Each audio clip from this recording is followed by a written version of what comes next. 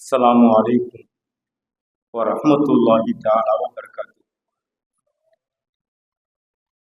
अल्हम्दुलिल्लाहि वहदा वस्सलातु वस्सलामु अला मन ला नबिय्य बअदा अम्मा बाद फ़क़द क़ाल अल्लाहु तआला फ़िल क़ुरआनिल अज़ीम वल फ़ुरक़ानिल मजीद।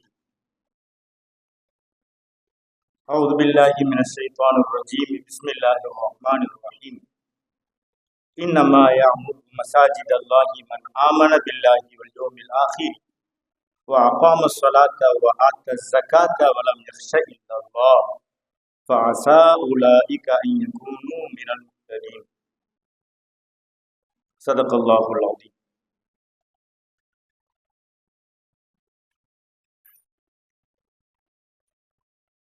பெரம்பலூர் அரியலூர் மாவட்ட ஜமாத்துல் உலமா சபை நடத்தும் சுதந்திர தின சிறப்பு நிகழ்ச்சிக்கு மிக சிறப்பான தலைமையேற்று நடத்தி கொண்டிருக்கிற மரியாதைக்குரிய சபையின் தலைவர் மௌலவி முகமது முனீர் மிஸ்பாஹி ஹசரத் கிப்லா அவர்களே, கிராத் ஓதிய மௌலானா அவர்களே, வாழ்த்துறை வழங்கிய ஜமாத்துல் உலமா சபையினுடைய மதிப்பிற்குரிய செயலாளர் அப்துல் சலாம் ஹசரத் அவர்களே, எனக்கு பின்னால் இந்திய சுதந்திர போரில் தமிழக முஸ்லிம்களின் பங்களிப்பு என்ற தலைப்பின் கீழ் மிக சிறப்பானதொரு உரையாற்றவிருக்கிற பெரம்பலூர் மக்கா மஸ்ஜிதினுடைய தலைமை இமாம் மௌலவி ஹாஃபிஸ் ஆர் முகமது அபுராருல் ஹக் ரஷாதி அவர்களே, இந்த நிகழ்வில் பங்கேற்க உள்ள ஆலிம் பெருமக்களே, வருகை தந்திருக்கிற ஜமாத்தினர்களே, தாய்மார்களே, குறிப்பாக உலமா பெருமக்களே, அல்லாஹு ஜல்ல ஷானஹு வ தஆலாவினுடைய அளப்பெரும் கிருபையினால் நம்முடைய ஜமாத்துல் உலமா சபை காலத்திற்கு ஏற்ற தலைப்புகளை எடுத்து மக்களுக்கு விழிப்புணர்வு ஏற்படுத்த வேண்டும் என்பதில் தனி கவனம் செலுத்தி வருகிறது. சில காலங்களில் போதைக்கு எதிராய் ஒட்டுமொத்த தமிழக ஜமாத்துல் உலமா சபையும் சேர்ந்து விழிப்புணர்வு கூட்டங்களை நடத்தியது எல்லாருக்கும் நினைவில் இருக்கலாம். தற்பொழுது மத்தியில் ஆண்டு வருகிற பிஜேபி அரசாங்கம் குறிப்பாக சமீபத்தில் வந்தே மாதரம் பாடல் குறித்து ஒரு மசோதாவை நிறைவேற்றி இருக்கிற நிலைமையிலும் இஸ்லாமியர்களுக்கு எதிராய் அல்லது முஸ்லிம்கள் குறித்து தவறான விமர்சனங்கள் ஆங்காங்கே முன்வைக்கப்படுகிற நிலையில் இந்தியாவை ஆண்ட முஸ்லிம் மன்னர்கள் குறித்து தவறான எண்ணங்கள் நாடு முழுக்க புகுத்தப்பட்டிருக்கிற நிலையில் அவர்கள் இந்த நாட்டுக்கு செய்த நன்மைகள் என்ன என்று தெரிந்து கொள்வது சமூகத்தின் கடமை. அந்த அடிப்படையில் இப்போது ஒரு தலைப்பை ஏற்பாடு செய்து இந்த நிகழ்ச்சி நடைபெறுகிறது. நேரத்தின் அருமை கருதி சுருக்கமாய் சில விஷயங்கள்.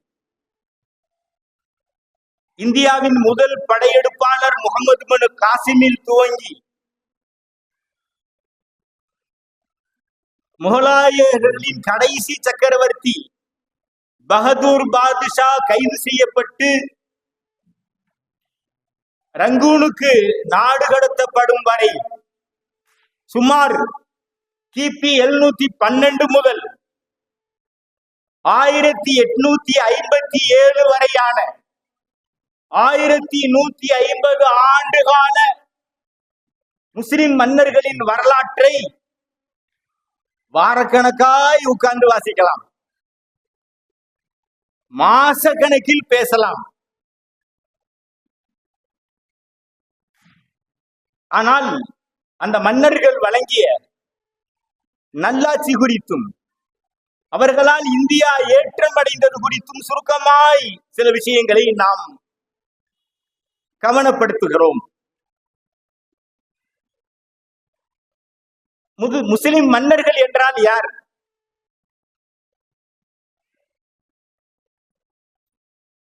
இந்தியாவின் முதல் படையெடுப்பாளர் முகமது பின் காசிம். அவருக்கு பின்னால் கஜினி, கோரி முகமதுவின் படையெடுப்புகள். அவர்களுக்கு பின்னால் கோரி வம்சத்தினுடைய அடிமை சுல்தான்களின் ஆட்சி. கில்ஜி, துக்ளக், சையது லோடி வம்சத்தின் ஆட்சி. அடுத்து முகலாயர்களின் நீண்ட கால ஆட்சி. அரபியர்கள், துருக்கியர்கள், ஆப்கானியர், முகலாயர்கள், பாரசீகர்கள், ஹைதர் அலி, திப்பு சுல்தான், மதுரை மருதநாயகம் போன்ற ஒரு சில மண்ணின் மைந்தர்கள். இந்த 1150 ஆண்டுகால முஸ்லிம் மன்னர்களின் பட்டியலில் பொதுவாய் முஸ்லிம் மன்னர்கள் என்றால் முகலாய மன்னர்கள் தான் என்று நினைத்துக் கொள்பவர்கள் உண்டு. 1520 பாபரினுடைய வரலாறு துவங்குகிறது. அப்படியானால் 712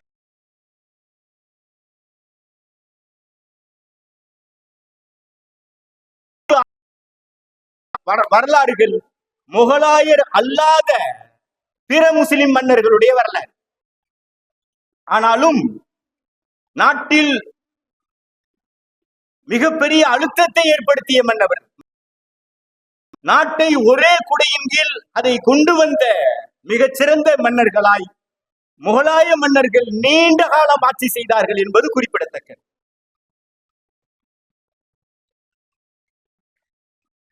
முகலாய மன்னர்கள் யார் என்று தெரிந்தால் அவர்களுடைய காலமும் நமக்கு புரிந்து கொள்ளும். துருக்கியர்கள் மத்திய கிழக்காசியாக்களில் நிறைய வாழ்ந்த காலம். ஆப்கானிஸ்தானிலும் உஸ்பெகிஸ்தானிலும் அவர்கள் நிறைய குடியேறினார்கள். அங்கு மங்கோலியர்களின் வருகை இருந்தது. இங்கேதான் நாம யோசிக்க வேண்டிய விஷயம். மங்கோலியா, நீங்க அப்படி மங்கோலியான்னு மேப்புல டைப் பண்ணி பார்த்தா தெற்குல சைனா, வடக்குல ரஷ்யா, நடுவுல மங்கோலியா. ஒரு நாடோடி பழங்குடி இனத்தவர்களை எல்லாம் ஒன்றிணைத்து உலகத்தையே நடுநடுங்க வைத்த மிகப்பெரிய பேரரசை செங்கிஸ்கான் உருவாக்கினார். செங்கிஸ்கான் மங்கோலிய பேரரசை உருவாக்கிய காலம் 12ஆம் நூற்றாண்டு. அந்த மங்கோலியர்களால் இஸ்லாமிய ஹிலாஃபத்தாக விளங்கிய பகதாது சூறையாடப்பட்ட வரலாறு ஆலிம்களுக்கு நன்றாக தெரிந்த வரலாறு. அதற்கு பின்னால் இந்தியாவை ஆண்ட இஸ்லாமிய மன்னர்களோடு மங்கோலியர்களுக்கு சில தொடர்புகள் ஏற்பட்டு அவர்கள் இஸ்லாம் ஆனார்கள். அடுத்து பாபர் வருகிற பொழுது அவர் முஸ்லிம் முகலாய மன்னராக அவர் வந்தார் என்பது வரலாறு. செங்கிஸ்கான் 12ஆம் நூற்றாண்டு, பாபர் 1520. அப்படி என்றால் இதற்கு முந்தைய காலங்களை ஆண்ட மன்னர்கள் முகலாயர் அல்லாத மன்னர்கள்.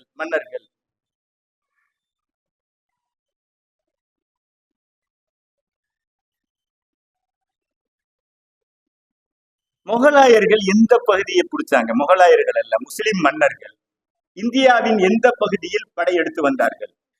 வர வேண்டிய அவசியம் என்ன? இந்தியா அகண்ட பாரதம். ஆனா சிறு குறு மன்னர்களின் கைகளில், ராஜபுத்திரர்களின் கைகளில், ஆங்காங்காய் சிற்றரசர்களின் கைகளில் ஒருங்கிணைந்த இந்தியாவாய் இல்லை. அப்படியெனில் யாரிடம் முதலில் போர் தொடுத்தார்கள்? சிந்துஸ்தான், சிந்து சமவெளியில். நாம் மேப்புல சொல்றதா இருந்தா இன்றைய பாகிஸ்தானினுடைய ஒரு பகுதியும் அன்றைய சிந்து சமவெளியில் கட்டுப்பட்டது. சிந்து சமவெளி, சிந்து நதி நாகரீகம், முக்ரான் பகுதிகள், முல்தான் பகுதிகள், இன்றைய குஜராத், இன்றைய பஞ்சாபின் பெருநிலங்கள், சுமார் ஏறக்கூடிய இன்றைய பாகிஸ்தானை விட சற்று பெரிய நிலப்பகுதி தான் அன்றைய சிந்துஸ்தான். சிந்து நதி கரையை ஒட்டி இருக்கிற சிந்துஸ்தான். அது எவ்வளவு ஒரு செழிப்பான பிரதேசம் என்பதற்கு அதனுடைய மாகாணங்களே சாட்சி. பஞ்சாப், உலமாக்களுக்கு தெரியும் பஞ்சாப்னா என்ன அர்த்தம். 5 நதிகள், அந்த மாநிலத்துக்கு பெயரே பஞ்சாப். 5 நதிகளும் ஒன்றிணையும் இடம்தான் சிந்து நதி. 5 நதிகளின் சங்கமம் சிந்து நதி. அப்படியானால் சிந்துஸ்தான் எவ்வளவு செழிப்பான பூமியாக இருந்திருக்கும் என்பதை நாம் கவனத்தில் கொள்ள வேண்டும். சிந்துஸ்தானை ஆண்ட மன்னர்களில் ராய் வம்சத்தை சார்ந்த கடைசி மன்னன் சாகசி. அவனிடம் ஒரு பார்ப்பன இளைஞன் சதுர்புஜன் வேலை கேட்டு வந்தான். ராஜகுருவாக அவர் வேலைக்கு அமர்த்தி கொள்ளப்பட்டதற்கு பின்னால் ராஜகுருவாக இருந்தவன் அவனுடைய புத்தி, அவனுடைய ஆற்றல், அறிவாற்றலை கண்டு அவனுக்கு மந்திரி சபையில் இடம் வாங்கி கொடுத்தார். தலைமை மந்திரி பதவியாக மாறினான். சில காலத்திற்கு பின்னால் பட்டத்தரசி சுபாதேவியை கைக்குள் போட்டுக்கொண்டு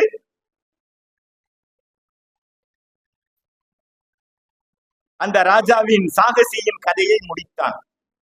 அடுத்து சுபாதேவியை மணந்தான். இவனே ஆட்சியாக வந்தான், பார்ப்பனன். அவனுக்கு பிறந்த 2 குழந்தைகள், திருஷ்யன், உதயவீரன். 2 பேரும் வளர்ந்து பெரியாள் ஆயிட்டாங்க. அந்த பூமியை பிரித்து கொண்டு ஆளுகிற பொழுது தம்பியா இருக்கிற உதயவீரனுக்கு தன்னுடைய நாட்டை விரிவுபடுத்தும் ஆசை வந்த போது அண்ணனின் மீதே போர் தொடுத்து அவனை கொன்றளித்து தன்னுடைய நாட்டை விரிவுபடுத்தினான். அவனுடைய சேட்டைகள் இஸ்லாமிய கிலாபத்தின் கீழ் இருந்த முக்ரான் பகுதியிலும் தொடர்கிறது. அவன் இவ்வளவு வாளாற்றுவதற்கு காரணம், அவன் வலிமையான ராஜா, செழிப்பான சிந்து பகுதியை ஆள்பவன் என்பதை தாண்டி கடல் கொள்ளையர்கள் கொடுக்கிற ஏராளமான செல்வங்கள் பொன்னும் மணியும் அவன் ஆட்டம் போட வச்சு அந்த பகுதியில் கடல் கொள்ளையர்களுக்கு உறுதுணையாக இருந்தான். தமிழகம், கேரளம், ஈழத்திலிருந்து வருகிற வணிக கூட்டங்களிலிருந்து, வணிக கப்பல்களிலிருந்து ஹஜ்ஜுக்காக பயணம் செய்கிற ஹாஜிகள் கப்பல்கள் வரை தடுத்து நிறுத்தப்பட்டு ஹாஜிகள் சிறை வைக்கப்படுகிறார்கள். இந்த தகவல் இஸ்லாமிய சாம்ராஜ்யத்தின் ஹலீஃபாவாக இருக்கிற அன்றைய சிரியா ஷாமினுடைய திமிஷ்க், டமாஸ்கஸ் என்று அழைக்கப்படுகிற அந்த ஹிலாஃபத்தின் ஆட்சிக்கு ஹலீஃபாவுக்கு தகவல் கிடைக்கிறது. ஹலீஃபா வேற யாரும் இல்லை, வலீத் பின் அப்துல் மலிக். ரொம்ப ஈஸியா சொல்லலாம். பக்தாதில் இருந்த இஸ்லாமிய சாம்ராஜ்யம் ஷாமுக்கு, சிரியாவுக்கு எப்படி நகர்ந்தது? மதீனாவில் நபிகள் பெருமானார் ஸல்லல்லாஹு அலைஹி வஸல்லம் அவர்களுக்கு பின்னால் 3 கலீஃபாக்கள் மதீனாவை தலைமையகமாய் கொண்டு இஸ்லாமிய சாம்ராஜ்யம் கிலாஃபத் இயங்கியது. நாடு பெரிதாக ஆன பொழுது ஹஜ்ரத் அலி ரலியல்லாஹு அவர்களின் காலத்தில் பக்தாதை தலைமையகமாக கொண்டு இஸ்லாமிய சாம்ராஜ்யம் செயல்பட்டது.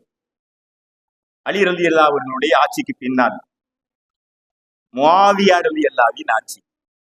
இப்பதான் முஆவியா யார்? அபு சுஃபியானின் மகன், பெருமானாரின் மைத்துனர்.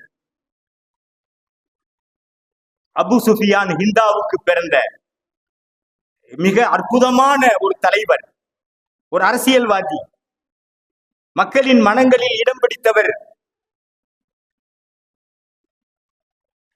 முஆவியா ரலியல்லாஹு தஆலா அன்ஹு அவர்கள் பெருமானாரால் ஷாமுக்கு ஆளுநராய் நியமிக்கப்பட்டவர்கள். பல்வேறு மாகாணங்களுக்கு ஆளுநராய் அடுத்தடுத்து வந்த ஹலீஃபாக்களால் பலரும் நியமிக்கப்பட்டாலும் தேவை கருதி அல்லது சமயத்திற்கு தகுந்தாற் போல் அந்த ஆளுநர்கள் திரும்பி பெறப்பட்டு கொண்டார்கள் என்பது வரலாறு. ஆனால் கடைசி வரை முஆவியா ரலியல்லாஹு ஷாமிலிருந்து அழைத்து கொள்ளப்படாதவர். அலி ரலியல்லாஹு அவர்களுடைய கிலாஃபத்திலும் முஆவியா ரலியல்லாஹு ஷாமின் ஒரு ஆளுநர். அலி ரலியல்லாஹு அவர்களின் ஆட்சிக்கு பின்னால் முஆவியா ரலியல்லாஹு கலீஃபாவாக இருக்கிறார்கள். அதுவரை இஸ்லாத்தில் மன்னராட்சி இல்லை. முஆவியா ரலியல்லாஹுவிற்கு பின்னால் மகன் மன்னராகிறார் யசீத். யசீதுக்கு பின்னால் மர்வான், மர்வானுக்கு பின்னால் அப்துல் மலிக், அப்துல் மலிக்கிற்கு பின்னால் தான் இப்பொழுது Walid. Walid ibn Abdul Malik, Hajjaj ibn Yusuf, முக்ரானின் பிரச்சனைகள், அங்கு நிலவுகிற பதட்டங்கள் குறித்து ஆலோசனை செய்து அதை தீர்த்து வைக்க யாரை அனுப்பலாம் என்று தேர்வு செய்ததுதான் முகமது பின் காசிம். 18 வயதே ஆன முகமது பின் காசிம் மிகச் சிறந்த வீரன், அறிவாளி, படையினெடுத்தும் தகுதி படைத்தவன். முகமது பின் காசிம் இந்தியாவுக்குள் வருகிறான், வெற்றி வாகை சூடுகிறான், படை தளபதியாக வந்தவன் சிந்துஸ்தானின் ஆளுநராய் நியமிக்கப்படுகிறான். இஸ்லாமிய கிலாபத்தின் ஒரு ஆளுநர் முகமது பின் காசிம். முகமது பின் காசிம் 3 ஆண்டுகள் தான் இந்தியாவில் ஆட்சி செய்தார். பிறகு அவருக்கு இருக்கிற செல்வாக்கை கண்டு இஸ்லாமிய சாம்ராஜ்யம் அஞ்சியது. எங்கே இவர் தனி அரசாக தன்னை அறிவித்துக் கொண்டு செயல்பட்டு விடுவாரோ என்ற சந்தேகத்தினால் முகமது பின் காசிம் அழைத்துக் கொள்ளப்பட்டார். ஆனாலும்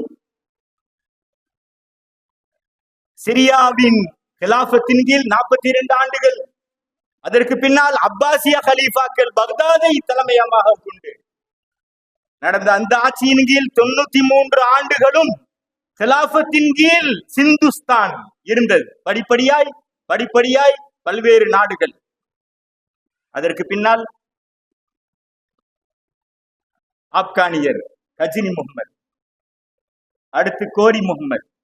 கோரி முகமதுக்கு ஆண் வாரிசு இல்லை, அதனால் அவரிடம் அடிமைகளாக இருந்தவர்கள் நல்லவர்கள், நல்ல தலைவர்கள் அவர்களை அரசர்களாக நியமித்தார்கள். அடிமை சுல்தான்களின் ஆட்சி என்று வரலாறு குறிப்பிடுகிறது. மிகச் சிறந்த நல்லாட்சிக்கு சொந்தக்காரர்கள் அவர்கள். கில்ஜிகள், துக்குலக்குகள். முகமது பின் துக்குலக் என்று நம்ம துக்குலக்கு ஷோ ஒரு சினிமா படம் நடித்தார், அதுதான் ஒரு துக்குலக் ஷோ. முகலாயர்களை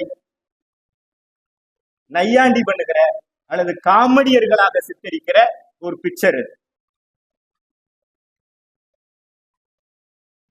அதற்கு பின்னால் சையது லோடிகளின் சொற்பகால ஆட்சி, அதற்கு பின்னால் முகலாயர்களின் நீண்டகால ஆட்சி. சுமார் 330 ஆண்டுகள் முகலாயர்கள் இந்தியாவை கட்டி ஆண்டார்கள்.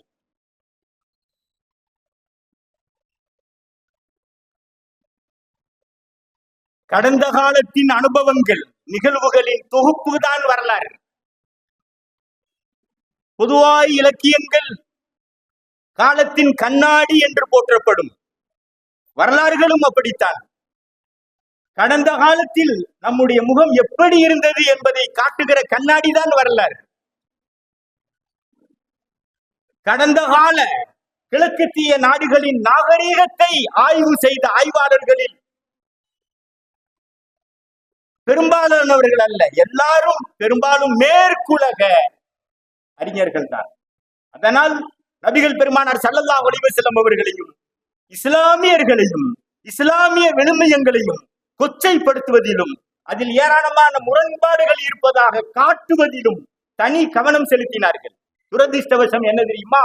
அடுத்தடுத்த வரலாறுகளை ஆய்வு செய்பவர்களுக்கு வழிகாட்டும் நூலாக அவர்கள் எழுதிய நூல்களும் ஏடுகளும் தான் அமைந்திருந்தது என்பது துரதிர்ஷ்டம். அப்படியானால் ஒட்டுமொத்த வரலாற்று ஆசிரியர்களும் இஸ்லாமிய மன்னர்கள் என்றால் அவர்கள் எப்படி சித்தரித்திருப்பார்கள் என்று சொல்ல தேவையில்லை. கொடுமைக்காரர்கள், கொலைகார பாவிகள், கோயில்களை இடித்தவர்கள், பற்களை நரநரவென்று கடித்துக் கொண்டு பிற மதத்தினவர்களின் கருத்தை அறுத்து கொலை செய்தவர்கள், காட்டு மிராண்டிகள். வரலாறை படிக்கிற ஒருத்தரும் அவர்கள் மனிதர்கள் தானா அல்லது காட்டு மிராண்டிகளா என்று நினைக்காமல் இருக்க முடியாது. இஸ்லாமிய மன்னர்கள் குறித்து இவ்வளவு கேவலமாய் சித்தரிக்கப்பட்டிருக்கிற காலத்தில் நேற்றைய எங்களின் முகம் இன்றைய முகத்தை விட மிகச் சிறந்ததாக இருந்தது என்பதை காட்ட வேண்டிய அவசியம் காலத்தின் கட்டாயம். ஜமாத்துல் உலமா சபை அதற்கு ஒரு அழகான ஒரு ஏற்பாடை செய்திருக்கிறது. வரலாறுகளை தெரிந்து கொள்வதும், இந்தியாவில் இஸ்லாமிய மன்னர்கள் எவ்வளவு சிறப்பான ஆட்சி புரிந்தார்கள் என்பது குறித்த விளக்கத்தை அறிந்து கொள்வதும் சமூகத்தின் கடமை. அதை பிற சமூகங்களுக்கு கடத்துவது அடுத்த கடமை. நான் முதலில் சொல்லிக்கொள்ள வருகிற விஷயம், முகலாயர்கள் இறை நேசர்கள் அல்ல. முகலாயர்கள் இறை நேசர்கள் அல்ல. ஒரு இறை நேசர்களுடைய வாழ்க்கை என்றால் எப்படி இருக்கும், அதுபோன்று அவர்களுடைய வாழ்க்கை இருக்க வேண்டும் என்று எதிர்பார்க்க வேண்டிய அவசியமும் இல்லை. சாதாரண மனிதர்கள், அதற்கு மேலே ஆட்சி அதிகாரம், அதை அடைவதில் போட்டிகள் எல்லாம் கலந்த சாமானிய மனிதர்கள் தான் முகலாயர்கள், இறைநேசர்கள் அல்ல. ஆனால் மிக சிறப்பான ஆட்சியை தந்தவர்கள். இந்த உலகம் அவர்களுடைய வரலாறுகளை ஆய்வு செய்து பார்த்து தங்களுடைய நாடுகளின் அரசாங்கத்தை நிறுவுகின்ற அளவிற்கு மிகச்சிறப்பான ஆட்சியை தந்தவர்கள். எடுத்துக்காட்டாய் 1520 1540 ஷேர்கான் என்னும் ஷேர்ஷாவின் ஆட்சி 5 கால ஆட்சி. நான் ஏற்கனவே குறிப்பிட்டது போல 1560 முதல் 1857 பகதூர் ஷா வரையான முகலாயர்களுக்கு இடையில் முகலாயர் அல்லாத ஒருவர் 5 ஆண்டுகள் ஆண்டிருக்கிறார். பாபருக்கு பின்னால் ஹுமாயூன் 2 தடவை செங்கோட்டையை வென்றிருக்கிறார். செங்கோட்டை 2 தடவை டெல்லியை கைப்பற்றி இருக்கிறார். முதல் தடவை வாரிசாய், பாபருக்கு வாரிசாய் வந்தார். ஆனால் அவர் 5 ஆண்டுகள் ஷேர்ஷாவிடம் அதை பறிகொடுத்தார். அதற்கு பின்னால் மீண்டும் வந்து போர் தொடுத்து இந்தியாவை, டெல்லியை கைப்பற்றினார். இந்த 5 ஆண்டுகள் ஆண்ட ஷேர்ஷாவின் வரலாறு, ஷேர்ஷாவின் அரசியல் நடவடிக்கைகள், அதற்கு பின்னால் வந்த முகலாய சக்கரவர்த்திகளான மகா சக்கரவர்த்தியான அக்பர், நீண்ட காலம் ஆட்சி செய்த அவுரங்கசீப் போன்றவர்கள் அவருடைய வழியை பின்பற்றினார்கள் என்கிறது வரலாறு. ஆங்கிலேயர்கள் தங்களுடைய ஆதிக்கத்தை இந்தியாவில் செலுத்தியதற்கு பின்னரும் கூட இந்த ஷேர்ஷாவின் அரசியல் வாழ்க்கையை அல்லது அரசியல் அடித்தளத்தை நடைமுறைப்படுத்தினார்கள் என்பது வரலாறு. யார் அந்த ஷேர்ஷா? 5 ஆண்டுகள் ஆட்சி செய்த ஷேர்ஷா மிகச்சிறந்த ஆட்சியாளர், மக்களுக்காகவே பாடுபட்டவர். அவருடைய காலத்தில் தான் முதலாய் விவசாய நிலங்கள் முறையாக அளந்து தீர்வையை ஏற்படுத்தினார். சரியான வரி விதிப்பு, விவசாயிகள் அநீதம் இழைக்கப்படவில்லை, விவசாயம் செழித்தது, வணிகம் பெருக அல்லது வணிகத்தை பெருக்க ஏராளமான வழிவகைகளை கண்டவர் ஷேர்ஷா. சங்கடமான வரிகள் எல்லாம் நீக்கப்பட்டது, சரியான வரிகள் மாத்திரமே விதிக்கப்பட்டது. செல்வம் கொழித்தது. சாலை வசதிகள், இந்தியாவில் தேசிய நெடுஞ்சாலைகள் என்று இருந்த பல்வேறு சாலைகள் ஷேர்ஷாவின் பெருமையை பேசும். சாலைகள் தோறும் நிழல் தரும் மரங்கள், கைகாட்டிகள், மயில் கற்கள் ஷேர்ஷாவின் ஆளுமைக்கு அடையாளம். நீண்ட நெடுஞ்சாலைகளில் பயனாளிகளுக்கு வசதியாய் அல்லது வர்த்தகர்களுக்கு வசதியாய் ஆங்காங்கே கிணறுகள், குறிப்பாய் படிக்கட்டு கிணறுகளை நியமித்த பெருமைக்குரியவர் ஷேர்ஷா. அதனால் இந்தியாவின் பொருளாதாரம் மிகச் சிறந்து விளங்கியது. அவருடைய நேர்மை, நீதி,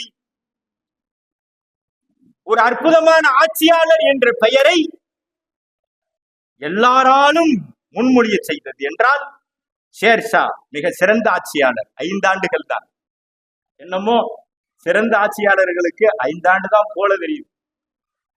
அதற்கு பின்னால் ஹுமாயூன் கபீர் வந்துட்டார் பழையபடி. அடுத்த அக்பர் பாதுஷா தெரியும். இஸ்லாமிய மன்னர்கள் இறை நேசர்கள் அல்ல, ஆனால் இந்த நாட்டின் வளர்ச்சியிலும் முன்னேற்றத்திலும் தனி அக்கறை எடுத்துக்கொண்டவர்கள். வந்தார்கள், வென்றார்கள், சென்றார்கள் அல்ல. இதை தங்களுடைய சொந்த தாய் நாடாய் எண்ணி இந்த மக்களுக்கு நன்மை செய்வதிலேயே சதா உழைத்தவர்கள். முகலாய மன்னர்களுக்கு சுவீஸ் வங்கியில் பணங்கள் இல்லை, முகலாய மன்னர்களுக்கு சொத்துக்கள் இல்லை, முகலாய மன்னர்களுக்கு வெவ்வேறு நாடுகளில், அரபு நாடுகள் அல்லது ஆப்கானிஸ்தான் இது போன்ற நாடுகளில், துருக்கியில் அவர்கள் தங்களுடைய செல்வங்களை கொண்டு போய் கொட்டி சேர்க்கவில்லை.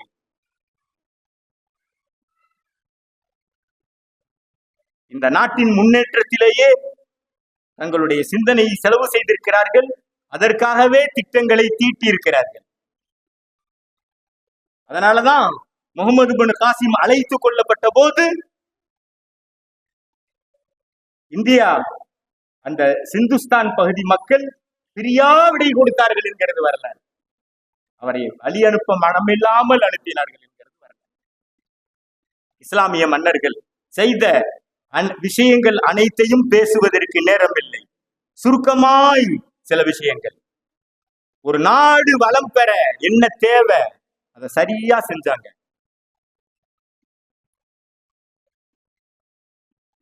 நீர் மேலாண்மையில் நீர் ஆதாரத்தை சேமிப்பதில், அதை மேலாண்மை செய்வதில் மிகச்சிறந்த ஆட்சியாளர்களாய் இஸ்லாமிய ஆட்சியாளர்கள் விளங்கினார்கள். நீரின்றி அமையாது உலகு. பழமொழி உண்டு, வரப்புயர நீர் உயரும், நீர் உயர நெல் உயரும், நெல் உயர குடி உயரும், குடி உயர கோல் உயரும், கோல் உயர கோன் உயர்வான் என்ற தமிழ் பாடலும் கூட உண்டு. வரப்பு உயர்ந்தால் நெல் உயரும், நெல் உயர்ந்தால் மக்களின் வாழ்க்கை தரம் உயரும், வாங்கும் சக்தி அதிகரிக்கும், பொருளாதார வளர்ச்சி ஏற்படும். இதை அடிப்படையாக வைத்து முகலாயர்கள் தீட்டிய திட்டங்கள், செயல்படுத்தியவை இந்த நாட்டிற்கு எவ்வளவு பொருளாதாரங்களை ஈட்டி தந்தது என்பது குறித்து வரலாறுகள் பதிவு செய்திருக்கிறது.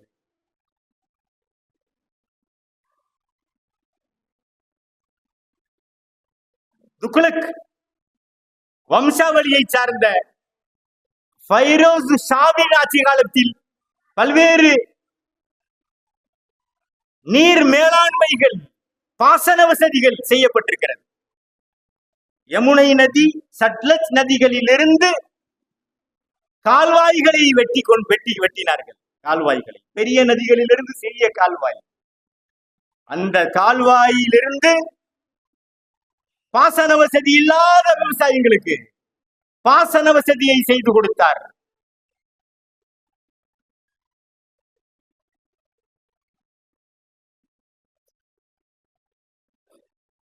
ஹன்சா ஹிசார் பகுதிகளுக்கு அந்த பாசன வசதி கொண்டு செல்லப்பட்டது என்று தாரீகே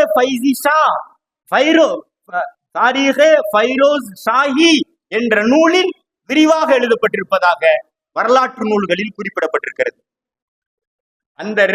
அந்த செயல் திட்டம் சிந்துஸ்தானின் பொருளாதாரத்தை எவ்வளவு வேகமாய் கொண்டு செலுத்தியது என்பது குறித்த துல்லியமான அறிக்கைகள் தி அக்ரேயர் சிஸ்டம் ஆஃப் முகல் இந்தியா என்ற நூலில் அதனால் ஏற்பட்ட விளைவுகள் என்ன, பொருளாதார வளர்ச்சி என்ன என்பது குறித்து விரிவாக எழுதப்பட்டிருப்பதாகவும் இந்தியாவை ஆண்ட முஸ்லிம் மன்னர்கள் என்ற நூலில் பதிவு செய்யப்பட்டிருப்பதை நான் நினைவு கொள்கிறேன். அப்படியானால் நீர் மேலாண்மையில் முஸ்லிம் மன்னர்கள் அல்லது ஒரு நாட்டின் பொருளாதாரத்தை வளர்ச்சி அடைய செய்வதில் எவ்வளவு கவனம் எடுத்திருக்கிறார்கள் என்பதற்கான சான்றுகளில்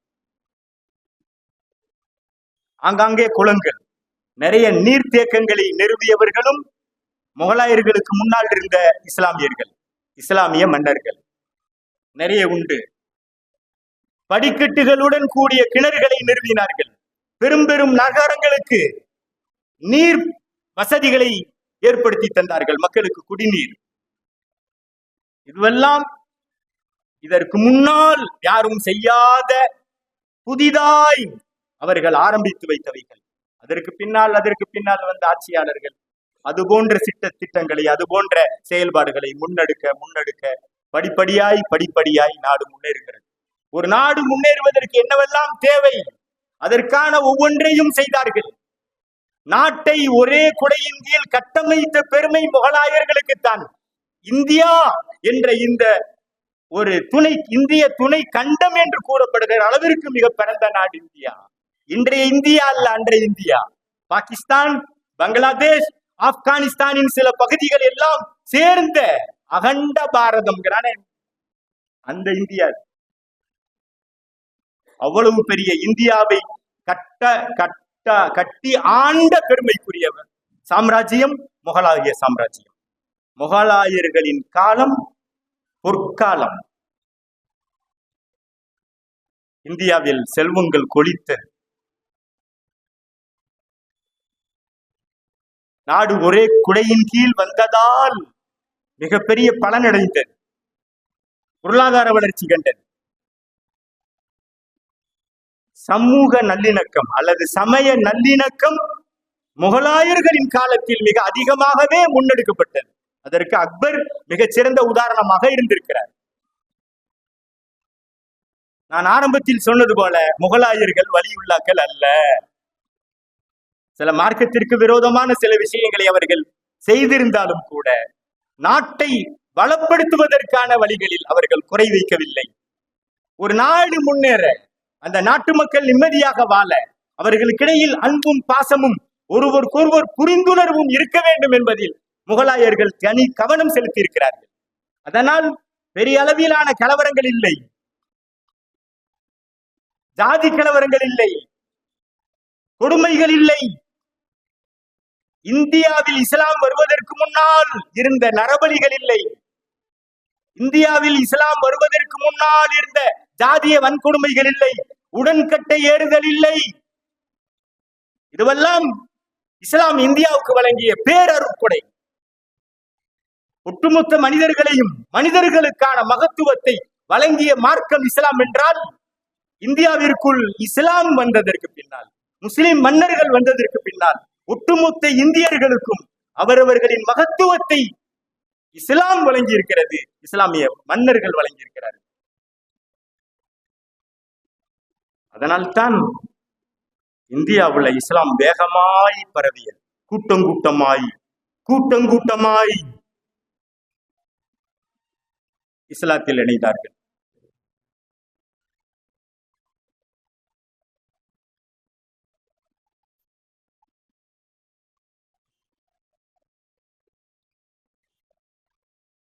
ஒரு நாடு செழிக்க, வளர்ச்சி அடைய என்ன தேவையோ அனைத்தையும் முன்னெடுத்தார்கள் முகலாய மன்னர்கள். கால்வாய் வெட்டுவதிலிருந்து நீர்த்தேக்கங்களை ஏற்படுத்துவது வரை, வணிக தடங்களை, சாலை வசதிகளை ஏற்படுத்துதல், சாலை வசதிகளில் குடிநீர் வசதிகளை ஏற்படுத்துதல் என்ற நீர் மேலாண்மையை தாண்டி மிகச்சிறந்த கட்டிடங்களை முகலாய சாம்ராஜ்யங்கள் கட்டி எழுப்பியிருக்கின்றன. முகலாய சாம்ராஜ்யங்கள் மாத்திரமல்ல, இந்தியாவை ஆண்ட இஸ்லாமிய மன்னர்கள் எல்லாரும் அதை செய்திருக்கிறார்கள். பொதுவாய் உயரமான கட்டிடங்கள் கட்டப்படுவதற்கு பல்வேறு காரணங்கள் உண்டு. நிலத்தை மிக திறமையாக கையாளுவதற்காக பெரிய பெரிய கோபுரங்கள் அல்லது பல்லடுக்கு மாளிகைகள் கட்டி எழுப்பப்படும். 40 பேர்கள் வசிக்கிற ஒரு பகுதியில் 400 பேர், 1000 பேர்கள் வரை வசிக்கின்ற அளவிற்கு பன்னடுக்கு மாளிகைகள் உதவுகிறது இல்லையா? இது போன்ற கோபுரங்கள், பெரிய பெரிய டவர்ஸ், நாடுகள் அவைகளை நிறுவுவதற்கு, கட்டி எழுப்புவதற்கு பின்னால் பொருளாதார வளர்ச்சி உண்டு. ஏராளமான உலக பொருளாதார நிறுவனங்கள் தங்களுடைய அலுவலகங்களை அங்குதான் அமைத்துக் கொள்கின்றன. அதனால் பொருளாதார வளர்ச்சி ஏற்படும். இன்று புருஜே ஹலீஃபா, துபாயினுடைய புருஜே ஹலீஃபா, மலேசியாவினுடைய பெட்ரோனாஸ் இரட்டை கோபுரம், ஒரு காலத்தில் அமெரிக்காவினுடைய ட்வின் டவர்ஸ் செப்டம்பர் 21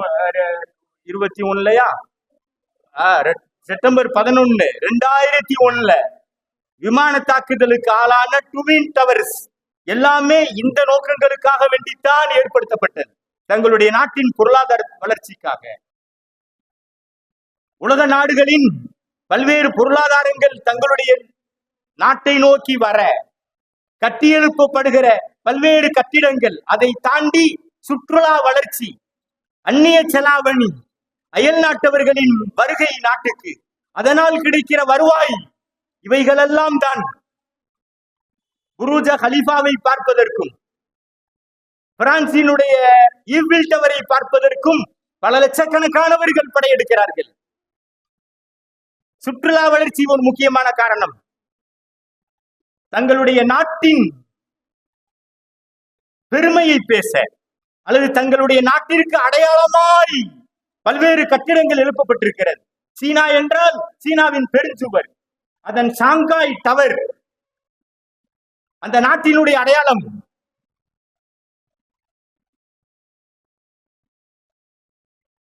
ஒவ்வொரு நாடும் இது போன்று ஏதேனும் மிகப்பெரிய கட்டடங்களை நிறுவி இருக்கிறது. இந்தியாவில் தமிழ்நாட்டுல சமீபத்தில் 1990 என்று நினைக்கிறேன், கன்னியாகுமரியில் 133 அடி உயரத்தில் திருவள்ளுவரின் சிலை. திருக்குறளில் இருக்கிற அத்தியாயங்களின் எண்ணிக்கை அளவுக்கு 133, குறள்கள் 1330. அதுலயும் சமயமாய் 2018 குஜராத் நர்மதா கரையோரத்தில் இந்தியாவின் இரும்பு மனிதர் என்று பிஜேபி பாராட்டி கொண்ட காங்கிரசினுடைய உள்துறை அமைச்சர், ஆனால் பிஜேபி பாராட்டி கொண்ட சர்தார் வல்லபாய் பட்டேலுக்கு எழுப்பப்பட்டிருக்கிற சிலையின் உயரம் 182 மீட்டர். குஜராத்தினுடைய தொகுதிகளினுடைய எண்ணிக்கை அளவுக்கு.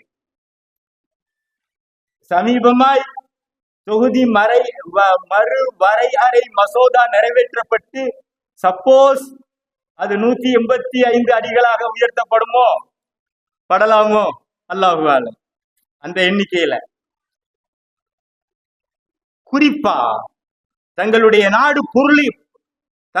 நாடு பொறியியல் துறையில் எந்த அளவிற்கு வளர்ந்திருக்கிறது என்பதற்கு சவால் விடும் அளவிற்கு பல்வேறு கட்டிடங்கள் இந்த உலகத்தில் நிர்மாணிக்கப்பட்டிருக்கிறது என்றால் அதில் அவைகளின் காலங்கள் எல்லாம் சமீப காலங்கள். ஆனால் முகலாயர்கள் நிறுவிய தாஜ்மஹால், செங்கோட்டை, குதுப் மினார் போன்றவைகளின் காலங்கள் பழமை.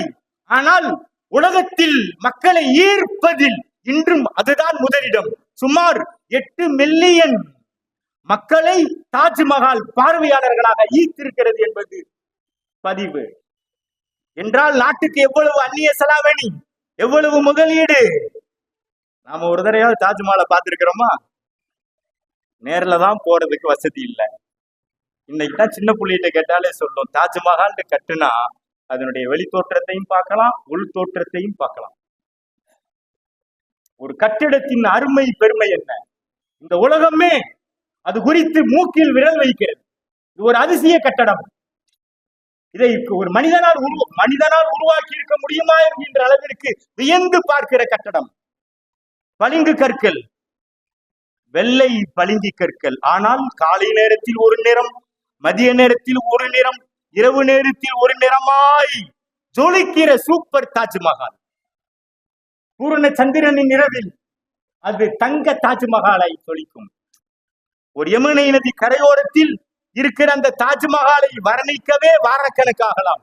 ஒவ்வொரு பளிங்கு கற்களிலும் கூர்ந்து பார்ப்பவர்களுக்கு தெரியும். 500 ரூபாய் நோட்டை தூக்கி பார்க்கிறவங்களுக்கு அந்த வெள்ள பகுதியில காந்தி தாத்தா சிரிக்கிறது தெரியும். அது மாதிரி ஒவ்வொரு பளிங்கு கற்களிலும் உத்து பார்ப்பவர்களுக்கு ஒரு ரோஜா உள்ள இருக்கும். எவ்வளவு கலை, பொறியியல் துறையில் எவ்வளவு வலிமை எங்கள் நாடு என்று பெருமை பாராட்டுகிற அற்புதமான தாஜ்மஹால். 22 ஆண்டுகள், 20,000 பணியாளர்கள், 1000 யானைகள் என்று அவர்கள் போட்ட முதலீட்டுக்கு மேல பல்லாயிரம் கோடிகளை ஈட்டி தந்திருக்கிற அற்புதமான அடையாள சின்னங்கள் தாஜ்மஹால். செங்கோட்டை, அதனுடைய வடிவமைப்பு, கட்டமைப்பு. இந்தியா சுதந்திரம் பெற்றதற்கு பின்னால் கொடியேற்ற ஜவஹர்லால் நேரு அங்கதான் முதல்ல கொடியேற்றினார். இன்னைக்கு பாரத பிரதமரும் அங்கதான் கொடியேற்றார். அதனுடைய வலிமையையும் பெருமையையும் பேசுகிற, சிறப்பையும் காட்டுகிற அற்புதமான கட்டடம். சுல்தான்களின் ஆட்சியில் நிறுவப்பட்ட குத்துபுத்தீன் ஐபக் அவர்களால் நிறுவப்பட்ட குத்துபு மினார், இது போன்று ஏராளமானவைகள் தோட்டந்துறவுகளையும் ஏற்படுத்தியிருக்கிறார். பாபர் தன்னுடைய பாபர் நாமாவில் இந்தியாவின் தோட்டந்துறவுகளை வியந்து போற்றியதோடு மாத்திரமில்லாமல் அவர் ஏற்படுத்திய தோட்டந்துறவுகள் குறித்தும் பதிவு செய்திருக்கிறார். எவ்வளவு வளர்ச்சிக்கான எவ்வளவு வேலைகளை இந்தியாவை ஆண்ட இஸ்லாமிய மன்னர்கள் முன்னெடுத்திருக்கிறார்கள். குறிப்பாய் அக்பருடைய காலம் பேசப்பட வேண்டும். அதிலும் குறிப்பாய் இந்தியாவின் மிக பெரிய நிலப்பகுதியை ஒரே குடையின் கீழ் கொண்டு வந்த அவுரங்கசீப் நீண்ட காலம் ஆட்சி செய்த, சுமார் 50 ஆண்டு காலம், 49 ஆண்டு காலம் ஆட்சி செய்த அவுரங்கசீப்பின் வரலாறு கட்டாயம் பேசப்பட வேண்டிய ஒன்று. இந்த மன்னர்கள் இல்லை என்றால் இவ்வளவு பெரிய அகண்ட பாரதம் இல்லை.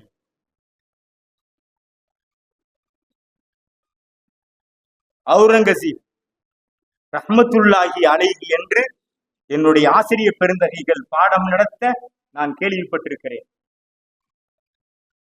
முகலாய மன்னர்களில் அக்பர் பெருமையாக வரலாற்று ஆசிரியர்களால் பேசப்பட்டது போல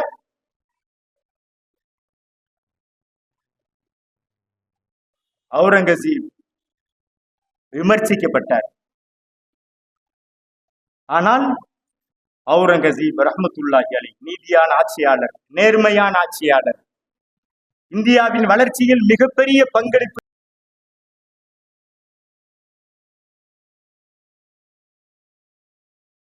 உலகத்தின் பொருளாதாரத்தை தீர்மானிக்கிற சக்தியாய் பெரும்பாலான காலங்களில் சீனாவே இருந்திருக்கிறது.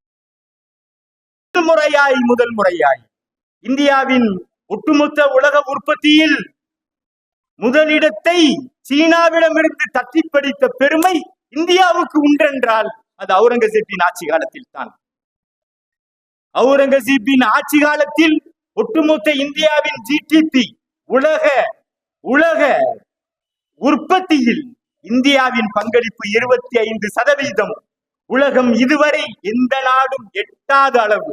இன்று சைனா கூட அந்த இலக்கு அடையல. முகலாயர் அவுரங்கசீப் அவர்கள் ஏற்படுத்திய மிக முக்கியமான விஷயங்களில் ஒன்று ஃபத்தாவா ஆலம்கீர்.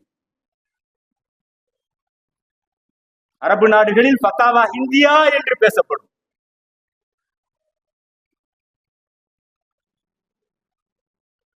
பேர் ஞாபகத்தில் இல்ல, அல்லாமா நிசாம் ஷா அல்லது வேற ஒருவர், அவங்களுடைய தலைமையில ஈராக்கு பல்வேறு அரபு பிரதேசங்களில் இருந்தெல்லாம் சட்ட நிபுணர்கள் 500 பேர்களை கொண்டு வந்து 30 ஆண்டுகளாய் ஆய்வு செய்து தொகுக்கப்பட்ட சட்ட நூல் 30 பாகங்களில் ஃபத்தாவா ஆலம்கீர்.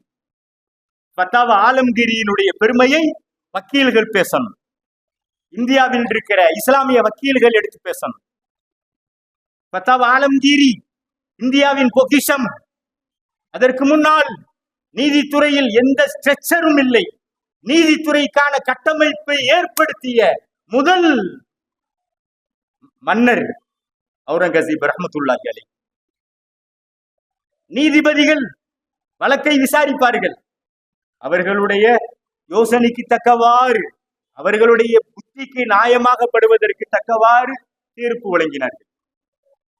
ஒரு சட்ட நூல் இல்லை, அந்த சட்ட நூலை மேற்கோள் காட்டிதான் தீர்ப்பளிக்க வேண்டும் என்பதற்கு எந்த சட்ட நூலும் இயற்றப்படவில்லை. அதை முதலாக இயற்றியவர் முகலாய சக்கரவர்த்தி அவுரங்கசீப் ரஹ்மத்துல்லாஹி அலைஹி. இன்னைக்கு வரைக்கும் RSS போன்ற அமைப்புகள் அவருடைய கபர்ல இருந்து அவரை தோண்டி எடுத்து கேவலப்படுத்துகிற அளவிற்கு வெறித்தனமாய் இருக்கிறார்கள் என்றால், இஸ்லாம் அதிகமாய் பரவியதற்கும் இந்தியாவின் மிகப்பெரிய வளர்ச்சிக்கும் அவர் மிக சிறந்த அடித்தளமிட்டவர்களில் மிகச் சிறந்த மன்னர் அவுரங்கசீப் ரஹ்மத்துல்லாஹி. ஆங்கிலேயர்களும் அவருடைய சட்ட நூல்களை முன்னோடியாக வைத்துத்தான் தங்களுடைய பல்வேறு நாடுகளுக்கு ஏற்கனவே ஆங்கிலேயர்கள் ஏற்படுத்தியிருந்த அந்த சட்டங்களோடு ஒப்பிட்டு நோக்கி பல்வேறு சட்டங்களை ஏற்படுத்தி இருக்கிறார்கள். பல்வேறு சட்ட வல்லுநர்கள் இதை முன்மாதிரியா வச்சுதான் ஏற்படுத்தி இருக்கிறார்கள். இந்த பெருமைகள் மறைக்கப்பட்டிருக்கலாம். நம்முடைய பிரகாசமான முகங்கள், நல்ல முகங்கள், அவற்றில் அந்த கண்ணாடியில் கரியை பூசி கெட்டவர்களாய் நாம் காட்டப்பட்டிருக்கலாம். நாம் இந்த நாட்டிற்கு அளித்த வளர்ச்சி என்ன? இந்த நாடு நம்மால் கண்ட முன்னேற்றம் என்ன? உலகமே நம்மால் வியந்து இந்தியாவை போற்றுகிற அளவிற்கு மிகச்சிறந்த ஆட்சியை நிறுவிய இஸ்லாமிய மன்னர்களின் சிறப்புகள் என்ன என்று பேசுவது அவசியம். நாங்கள் ஓதிக்கொண்டிருக்கிற காலம், பாபர் மசூதி இடிக்கப்படுவதற்கு முன்னால் வந்தார்கள், வென்றார்கள் என்று ஜூனியர் விகடனில் மதன் எழுதினார். சிறந்த எழுத்தாளர், ஒரு கார்ட்டூனிஸ்ட், சிறந்த எழுத்தாளர், நடுநிலையான எழுத்தாளர், சந்தேகம் இல்லை. மதனே வந்தார்கள், வென்றார்கள். மண்ணை வென்றார்கள் மாத்திரமல்ல, மனங்களையும் வென்றார்கள் முகலாயர்கள் என்பதையும் நீங்கள் நிச்சயமாக பதிவு செய்ய வேண்டும். முகலாயர்களுக்கும் இஸ்லாமிய மன்னர்களுக்கும் அந்த பெருமை உண்டு. சுமார் ஒரு 100-150 ஆண்டு காலம் மாத்திரமே இந்தியாவில் கோலோச்சிய ஆங்கிலேயர்கள் வெள்ளையனே வெளியேறு என்று கோஷம் எழுப்பப்பட்டு நாட்டை விட்டு துரத்தி அடிக்கப்பட்டு நாடு சுத்தப்படுத்தப்பட்டது, சுதந்திரப்படுத்தப்பட்டது. அந்த சுதந்திரத்தை கொண்டாடி கொண்டிருக்கிறோம் என்றால் சுமார் 1150 ஆண்டுகள் பெருமை மிகு ஆட்சியை நிறுவிய அந்த முகலாயர்கள் யாரும் அல்லது அந்த வம்சாவளியினர் யாரும் இந்திய வம்சாவளியை சேர்ந்தவர்கள் அல்ல. மதன் சொல்லுவது போன்று வந்தார்கள், வென்றார்கள், ஆனால் விரட்டி அடிக்கப்பட்டார்கள் என்ற வரலாறு அவர்களுக்கு இல்லை. நான் நீண்ட காலத்திற்கு முன்னால் படித்த ஒரு நூல், ஒரு கட்டுரையில் பிரிட்டிஷிலிருந்து படை வீரர்களும் வந்தார்கள், பாதிரிமார்களும் வந்தார்கள். படை வீரர்கள் விரட்டி அடிக்கப்பட்ட போதும் பாதிரிமார்கள் இந்தியாவில் கண்ணியமாகவே நடத்தப்படுகிறார்கள். காரணம், அவர்கள் செய்து வருகிற மக்கள் தொண்டும் மருத்துவ பணியும் கல்வி பணியும் தான் என்று ஒரு கட்டுரையில் நான் வாசித்திருக்கிறேன். நற்பணிகளை முன்னெடுப்பவர்கள் எவரும் அந்த மக்களால் விரும்பி ஏற்கப்படுவார்களே தவிர விரட்டி அடிக்கப்பட மாட்டார்கள். இந்தியாவில் ஆங்காங்கே தங்களுடைய நாடுகளை இழந்தவர்கள், தங்களுடைய ராஜ்யங்களை இழந்தவர்கள், தங்களுடைய சிறு நிலப்பகுதியை இழந்தவர்கள் முகலாயர்களுக்கு எதிராய் அல்லது இஸ்லாமிய மன்னர்களுக்கு எதிராய் போர் தொடுத்திருக்கலாமே தவிர மக்கள் கிளர்ந்தெழுந்தார்கள், மக்கள் அவர்களுக்கு எதிராய் படை விரட்டி வந்தார்கள் என்ற பேச்சு இஸ்லாமிய மன்னர்களுக்கு இல்லை என்பதை நான் இங்கு அழுத்தமாக பதிவு செய்து கொள்கிறேன். ஏனெனில் அவர்கள் மக்களை நேசித்தார்கள், மக்களுக்காகவே திட்டங்கள் போட்டார்கள். நம்ம ஆட்சியாளர்கள் மாதிரி இல்லை, ஆட்டைய போடுறதுக்கே திட்டத்தை போடுறது, அதுக்கே 10,000 கோடி கடன் வாங்குறது. 5,000 கோடி திட்டத்துல 2,500 கோடி இவன் ஆட்டையை போட்டுவான், மிச்சம் 2,500 கோடி தான் மக்களுக்கு. அதனாலதான் அடிக்கடி நம்மள்ட்ட ஒரு பெரியவர் பேசும்போது சொல்லுவாரு, ஏன்னா நெல்லுக்கு பாயிறது தான் புல்லுக்கும், நெல்லுக்கு பாயிறது புல்லுக்கும் தான் பாரு சொல்லிட்டு சொல்லுவாரு. இப்போலாம் காலம் மாறிடுச்சு, புல்லுக்கு பாயிறது தான் நெல்லுக்கு. இப்ப திட்டங்களை எதுக்காக வேண்டி போடப்படுது? எப்படி நேசிக்கப்படுவார்கள்? இன்னும் நதி நீர் பிரச்சனைகள் தீரவில்லை, தீர்த்து வைக்கப்படவில்லை இன்றைய ஆட்சியாளர்களால். தூர்வாரப்படாத ஏரிகள், குளங்கள், கால்வாய்கள், எப்படி விவசாயம் பெருகும்? ஏன் விவசாயிகள் தற்கொலை செய்து கொள்ள மாட்டான்? விவசாயிகளின் தற்கொலை பாராளுமன்றத்தின் கதவுகளை பல 1000 தடவை தட்டியும் கூட ஆட்சியாளர்களுக்கு இரக்கம் வருவதில்லை. கோவணத்தை கட்டிக்கொண்டு ஒரு ஆண்டு முழுக்க போராட்டம் நடத்தியும் கூட ஆட்சியாளர்கள் இறங்கி வருவதில்லை. இவர்களால் எப்படி நாடு முன்னேற்றம் அடையும்? நாட்டை வலிமைப்படுத்துவதில், பொருளாதாரத்தை வலிமைப்படுத்துவதில் இஸ்லாமிய மன்னர்கள் மேற்கொண்ட அந்த நடவடிக்கைகளை முன்மாதிரியாய் கொண்டு இந்த நாட்டை நிச்சயமாய் அடுத்து வருகிற புதிய ஜெனரேஷன் வரணும். அவங்கள்ட்ட இந்த மன்னர்கள் செய்த சாதனைகளை நாம சொல்லி காட்டணும்.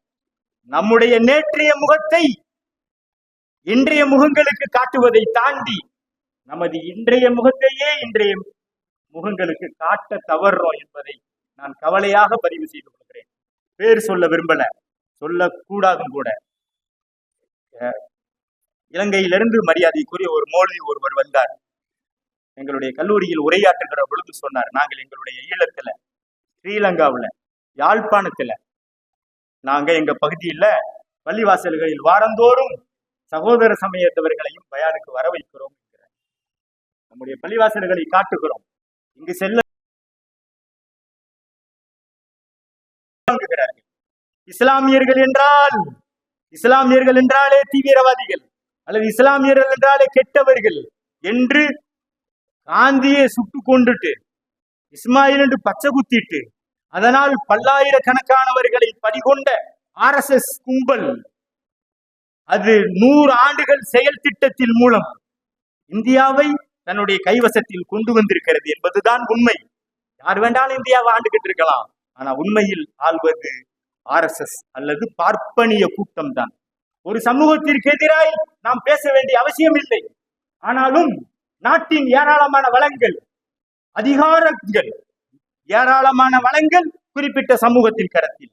எல்லா அதிகாரங்களும் நாட்டில் எத்தனை கலெக்டர், அதுல 70-80%. நாட்டில் எத்தனை நீதிபதிகள், அதுல 70-80%. சினிஃபீல்ட்ல துவங்கி நீதித்துறை வரை சகல அதிகாரங்களும் எப்படி ஒரு 5%-க்கு போய் சேர்ந்தது? நீட் எக்ஸாமில் ஏற்படுகிற குளறுபடிகள் போன்று ஒரு 100 ஆண்டுகளில் ஏராளமான தில்லுமுள்ளுகளை செய்து அந்த சமூகம் மாத்திரம் இந்த நாட்டில் வலிமை கண்டது எப்படி என்று ஒவ்வொரு இந்திய குடிமகனும் கேட்கின்ற அளவிற்கு அவனிடத்துல வெளிச்சத்தை கொண்டு போய் சேர்ப்பது கடமை. ஒரு சமூகத்திற்கு எதிராய் சேர்ப்பது அவசியம் அல்ல. ஆனால் எல்லா மனிதர்களுக்குமான உரிமை குரலாய் சேர்ப்பது கடமை என்பதையும் இந்த நன்னேரத்திலே நான் தெரிவித்துக் கொண்டு, அல்லாஹு ஜல்ல ஷானஹு வ தஆலா முகலாய மன்னர்கள், இஸ்லாமிய மன்னர்கள், இந்தியாவை ஆண்ட இஸ்லாமிய மன்னர்களின் பெருமைகளையும் கீர்த்திகளையும் மாட்சிகளையும் சில நேரங்களில் குறிப்பாய் ஒரு 3/4 மணி நேரத்தில் அவைகளை எல்லாம் முழுமையாய் கொட்டி தீர்த்து விட முடியாது. ஏதோ சில விஷயங்களை நான் உங்களுக்கு விளக்கி இருக்கிறேன். ஆனால் நிறைய நூல்கள் உண்டு, தமிழில் வெளிவந்திருக்கிறது. அந்த நூல்களை நிச்சயமாக நீங்கள் அவசியம் வாசிக்க வேண்டும். இந்தியாவில் முஸ்லிம் ஆட்சி, முஸ்லிம் மன்னர்கள் ஆண்ட இந்தியா, முஸ்லிம் மன்னர் ஆட்சியில் இந்தியாவின் முன்னேற்றம், இந்தியாவை ஆண்ட முஸ்லிம் மன்னர்கள் என்கின்ற பல்வேறு நூல்கள். சில நூல்கள், ஒரு நூல் திருச்சி குலாம் முகமது அவர்களால், அவர்தான் பெரிய நூலை எழுதினார். திவான் சாஹிப் அவர்களால் 2 நூல்கள் மேக்சிமம் அவர்களுடைய பெயரை கண்டால் அவர்கள் சகோதர சமயத்தவர்கள், அவர்களால் தொகுக்கப்பட்டிருக்கிறது. இன்னும் பல்வேறு நூல்கள் அதனுடைய அட்டவணையில் பதிவு செய்யப்பட்டிருக்கிறது. குறிப்பாய் நான் மதன் எழுதிய வந்தார்கள் வென்றார்கள் என்ற ஜூனியர் விகடனின் தொடராய் வந்த அந்த நூலும் கூட 1994 நூலாக தொகுக்கப்பட்டிருக்கிறது. இவைகளையெல்லாம் வாசிக்க வேண்டும். குறிப்பாக உலமாக்கள் உள்வாங்கணும். கடத்தும் ஆற்றல் உள்ளவர்கள் அவர்கள்தான். அதை சமூகத்தில் இஸ்லாமியர்களை தாண்டி நம்மளது சகோதர சமயத்தவர்களிடம் கொண்டு செல்ல வேண்டும். படிப்படியாய் இந்தியாவில் எப்படி ஒரு குறிப்பிட்ட சமூகம் உள்ளே நுழைந்தது என்பது குறித்து விளக்க வேண்டும். குறிப்பாய் தேச பிரிவினைக்கு யார் காரணம், முஸ்லிம்கள் காரணம் அல்லது ஜின்னா சாஹிப் காரணம் என்று எப்படி காந்தியை கோச்சே கொண்டு விட்டு இஸ்மாயில் என்ற இளைஞன் தான் கொண்டான் என்று பரத்தப்பட்டது போல தேச பிரிவினைக்கு காரணமானவர்கள் யாரோ, அபுல் கலாம் ஆசாத் எழுதிய அன்றைய நூல் 50 ஆண்டுகள் தடை செய்யப்பட்டு அதற்கு பின்னால் வெளிவந்தது. முஸ்லிம் உலகம் அதை வாசித்தது. பலன் என்ன? ஆனாலும் வாசித்த முஸ்லிம் உலகத்துக்கே அதை கொண்டு போய் சேர்க்கவில்லை. அந்த ஒட்டுமொத்த பாகிஸ்தான், பங்களாதேஷ் எல்லாம் இந்தியாவோடு சேர்ந்து இருந்திருந்தால் இன்றும் இந்தியாவில் இஸ்லாமியர்கள் சிறுபான்மையினர் அல்ல, பெரும்பான்மையினர் அல்லது வலிமையானவர்கள் ஆட்டுவிக்க முடியாது என்பதை அதிகார வர்க்கம் அன்றே உணர்ந்து பிரித்தாலும் சூழ்ச்சியை கையாண்டார்கள் இது போன்ற விஷயங்களை எல்லாம் அடுத்த தலைமுறைக்கு கடத்த வேண்டிய பொறுப்பும் குறிப்பாய் சகோதர சமயத்தவர்களிடத்தில மன்னர்களின் ஆட்சி குறித்தும், இஸ்லாமியர்கள் எவ்வளவு நீதமான ஆட்சி செலுத்துபவர்கள், குறிப்பாய் குலஃபாக்களுடைய ஆட்சிகள், இது போன்று இஸ்லாமியர்கள் சமீப காலங்களில் முன்னெடுத்த முன்னெடுப்புகள், குறிப்பாய் வீரர் திப்பு சுல்தான் அவரினுடைய ஆட்சி எவ்வளவு நேர்மையான ஆட்சி. அதுபோன்று சமீப காலமாய் உலகமே போற்றுகிற ஒரு அழகான தலைவர், நாம தான் போற்றல, மரியாதைக்குரிய அப்துல் கலாம் சூட்கேஸோட வெளியே வந்த முதல் ஜனாதிபதி. சின்ன வீடு தான், ஏற்கனவே இருந்த வீடு தான் என்று ஒரு சுத்தமான அரசியல் அல்லது சுத்தமான மிகச்சிறந்த ஜனாதிபதி என்று இந்த நூற்றாண்டிலும் சிறந்த ஆட்சியாளனுக்கான ஒரு அடையாளத்தை காட்டிவிட்டு வெளி சென்றிருக்கிற இந்த தருணத்தில் ஒவ்வொரு கல்லூரிக்குள்ளும் யார் இருக்கிறார்களோ இல்லையோ அப்துல் கலாம் நிச்சயமாக இருப்பார். அவருடைய பேர்ல ஏதோ ஒரு பில்டிங் இருக்கும். நான் போயிருக்கிற எல்லா கல்லூரிகளிலும் கண்டிருக்கிறேன். அறிவியல் துறைக்கு மாத்திரமல்ல, அது சயின்ஸ் காலேஜா இல்லாட்டியும் கூட வேறு கல்லூரிகளிலும் கூட அப்துல் கலாமின் பெயரில் பில்டிங் இல்லாமல் இல்லை. இது போன்ற நம்முடைய கண் முன்னால் வாழ்ந்த நல்ல ஆட்சியாளர்கள் குறித்தும் நாம் விளக்கி அவர்களிடத்தில் நல்ல எண்ணங்களை நம் குறித்த நமது முகத்தை சுத்தமான கண்ணாடியில் இன்றைய சமூகத்திற்கு காட்ட வேண்டிய கடமை உலமாக்களுக்கு இருக்கிறது என்று இந்த நன்னெருத்தினை பதிவு செய்து நிறைவு செய்கிறேன். வாஹுர் தாவா நான் அல்ஹம்துலில்லாஹி ரப்பில் ஆலமீன். அஸ்ஸலாமு அலைக்கும் வரஹ்மத்துல்லாஹி தஆலா.